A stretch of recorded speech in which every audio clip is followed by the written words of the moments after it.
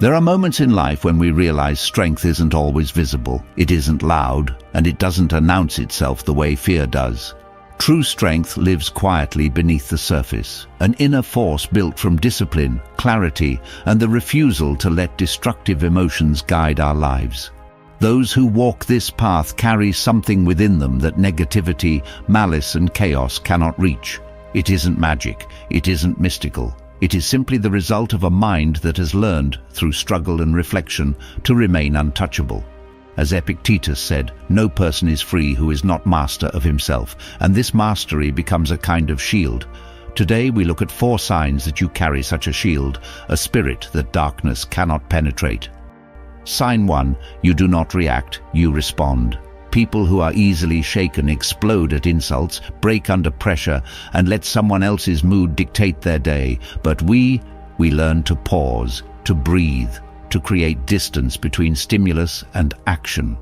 Marcus Aurelius wrote, "You have power over your mind, not outside events. Realize this and you will find strength."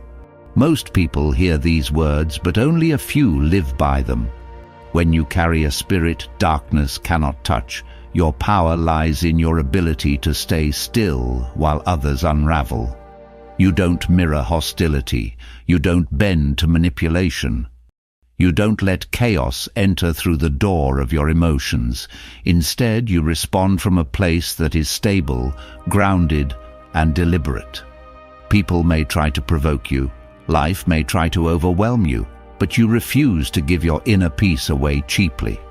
By practicing self-control, by mastering the tiny daily battles within, you become unreachable. Darkness feeds on reaction, but you do not feed it, and that makes you untouchable. Sign 2. You refuse to let bitterness shape your heart. There is a kind of power that most people will never understand. A power that doesn't come from aggression, control, or dominance, but from the quiet decision to remain uncorrupted in a corrupt world. The weak think that retaliation proves strength. The wise know that restraint does. We live in a world where people often choose spite over growth, resentment over understanding, and revenge over inner peace. But those who carry an untouchable spirit, those who walk with a calm fire inside them, move differently. They refuse to let bitterness make decisions for them. They refuse to let anger write their story. This is not softness. This is discipline. This is the strength that terrifies darkness itself. Seneca wrote, "He who suffers before it is necessary suffers more than is necessary." Bitterness is exactly that, unnecessary suffering willingly carried. It poisons clarity, warps judgment, and blinds us to our own potential. A mind filled with resentment becomes easy to manipulate because it reacts instead of thinking. It clings instead of letting go. It repeats old wounds instead of healing them. But we, those who strive for mastery over the self, we understand something deeper. Letting go is not weakness. It is liberation. We refuse to let hostile people dictate who we become. We refuse to let disappointment harden us into someone we were never meant to be. And this refusal is what makes the spirit powerful, untouchable. Darkness cannot influence someone who has burned away bitterness. Why? Because bitterness is the doorway through which manipulation enters. People who carry resentment are predictable. They can be provoked, triggered, controlled. But the one who forgives, not for the sake of the offender, but for the preservation of their own mind, is a threat to every force that feeds on chaos. Epictetus warned, "If someone succeeds in provoking you, realize that your mind is complicit." So we train the mind to stop being complicit, to stop giving the world permission to disturb our internal state, and slowly, through discipline, through reflection, through painful self-honesty, we grow into someone who sees life with a new clarity. Instead of asking, "Who hurt me?" we ask, "Why should their actions dictate my next step?" Instead of asking, "How can I get even?" we ask, "How can I stay aligned with my values?" This shift is the birth of invincibility. People often misunderstand this kind of inner strength. They think you're cold when really you're controlled. They think you're distant when really you're discerning. They think you don't feel when in truth you feel everything. But you refuse to let emotions govern your actions. You do not seek revenge because revenge is a chain. You do not seek dominance because dominance is insecurity disguised as strength. You do not cling to grudges because grudges are emotional prisons. You walk away, not because you're afraid, but because you won't let hostility settle inside your mind. You let things go, not because you're weak, but because you won't become what hurt you. You stay calm, not because you lack fire, but because your fire is directed inward, fueling discipline, not destruction. This is the kind of spirit darkness cannot touch. A spirit that refuses to be shaped by negativity. A spirit that stays true to itself even when the world tries to twist it. We do not control everything, but we control this, the kind of soul we choose to carry. And when that soul rejects bitterness, refuses needless suffering, and stands firm in self-mastery, nothing destructive can find a home inside it. Sign 3. Your stability cannot be shaken by the storms of others. There is a rare kind of power that does not announce itself with noise, anger, or force. It lives in silence. It lives in the person who is not moved by the emotional storms of those around them, no matter how chaotic, manipulative, or unpredictable those storms become. Most people collapse the moment someone raises a voice at them. They break the moment someone disrespects them. Their peace is fragile, easily shattered by the moods and behaviors of others. But the one who carries a spirit untouched by darkness moves differently. Their stability does not depend on the outside world. It is built from within, forged through discipline, reflection, and constant confrontation with their own impulses. Marcus Aurelius wrote in his Meditations, "You have power over your mind, not outside events. Realize this, and you will find strength." And this strength becomes terrifying to harmful people because they cannot pull you into their chaos. They cannot provoke you into self-destruction. They cannot destabilize your inner foundation. You become unreadable to those who rely on emotional reaction. You become undefeatable to those who thrive on confusion. You become unreachable to those who feed on fear. When someone tries to manipulate you through guilt, your clarity dismantles their strategy. When someone attempts to belittle you, your silence fractures their power. When someone tries to drag you into conflict, your calm presence dissolves the fire before it spreads, because your emotions do not live in their hands. This is the spirit darkness cannot touch. The spirit that refuses to let another human become the master of its inner world. But here is the truth most people avoid. This level of peace isn't natural, it is built through struggle. We had to learn painfully that reacting gives away power. We had to learn that not all battles deserve our energy. We had to learn that some people create storms just to feel important. And so we trained ourselves to step back, to breathe before responding, to observe before absorbing, to understand before engaging.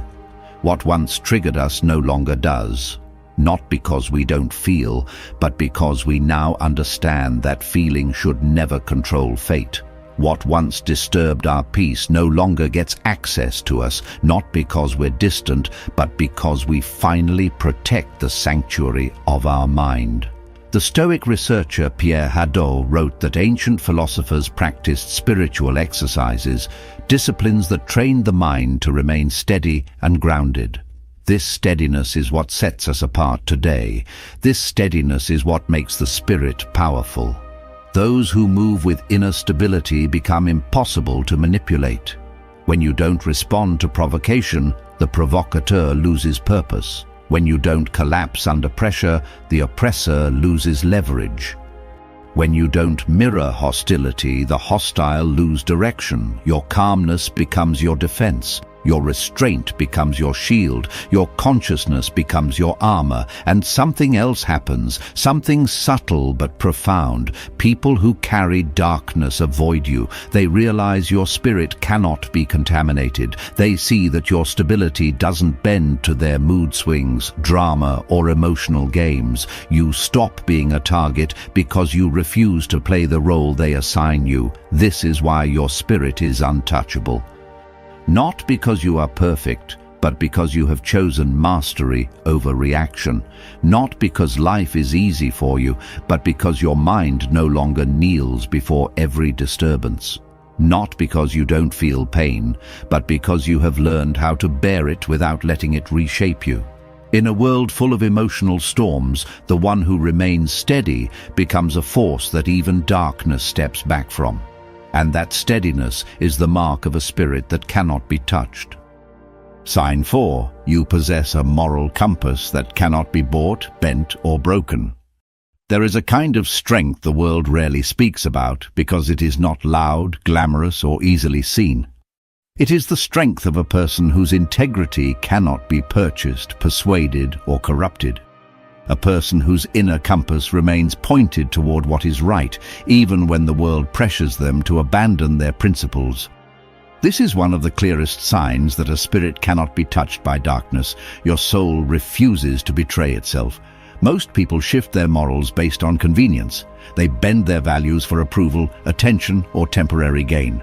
They compromise their beliefs the moment they fear being alone or misunderstood. But those who carry an untouchable spirit do not move in this way. They know that the greatest danger is not losing people, money, or status. The greatest danger is losing oneself. Seneca wrote, "A good person dyes events with his own color and turns whatever happens to his own benefit." Meaning, character shapes the world you move through, not the other way around. Your spirit sets the tone, your values define your actions, your integrity builds your destiny, and this terrifies people who operate in deception, manipulation, and hidden agendas. Why? Because they cannot influence you. They cannot lure you into their games. They cannot tempt you with shortcuts. You become impossible to control because you have already chosen the harder path, the path of principle. Your moral compass becomes a shield, not because it makes you rigid, but because it anchors you when the world tries to drift you into darkness. People will try to pull you into gossip, but you stay silent. People will try to provoke you into revenge, but you choose dignity. People will try to pressure you into actions that contradict your beliefs, but you refuse, not because you're better, but because you know the cost of self-betrayal. Those who carry an untouchable spirit understand something most people never learn.